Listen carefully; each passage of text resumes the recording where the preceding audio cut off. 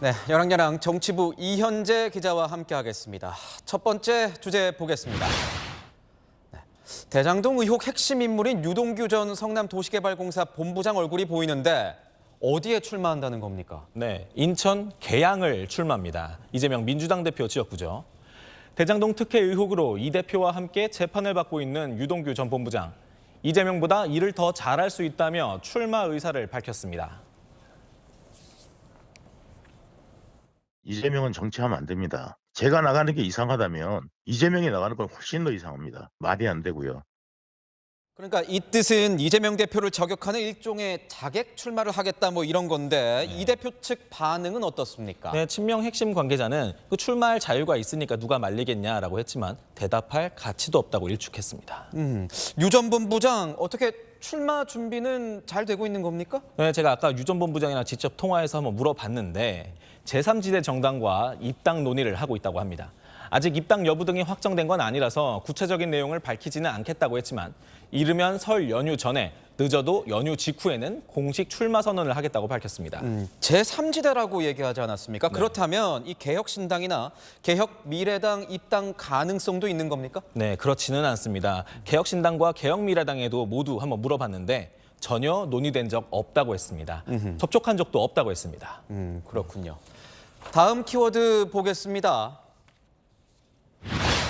자, 흔들리는 빅텐트. 그러니까 제3지대 빅텐트를 얘기하는 거죠? 네, 맞습니다. 이준석 개혁신당 대표, 최근 개혁미래당에 대해서 연일 날선 발언을 쏟아내고 있죠.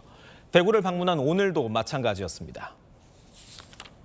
이낙연 총리와 가까운 인사 중에서 언론 인터뷰 등을 통해 가지고 그다지 통합 논의에 도움이 되지 않는 여러 가지 발언들을 해왔고 굉장히 윤핵관들이 하던 행동과 비슷한 행동을 하고 있다. 네, 이 대표가 연일 통합 행보에 선을 긋자 이낙연 전 대표 측도 불편한 기색을 내비쳤습니다. 이준석 대표가 가끔 이렇게 속에 불 지르는 소리를 해요. 그런 걸 취미생활 내지는 일상생활화 돼 있는 분이라고 보고요.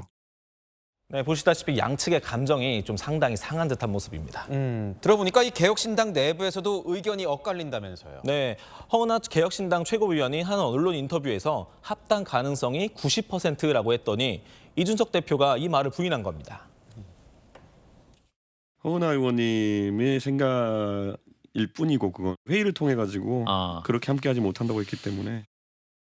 네, 허 최고위원은 어제 다른 인터뷰에서 자강파와 통합파가 내부 토론 중이라고 밝히기도 했습니다.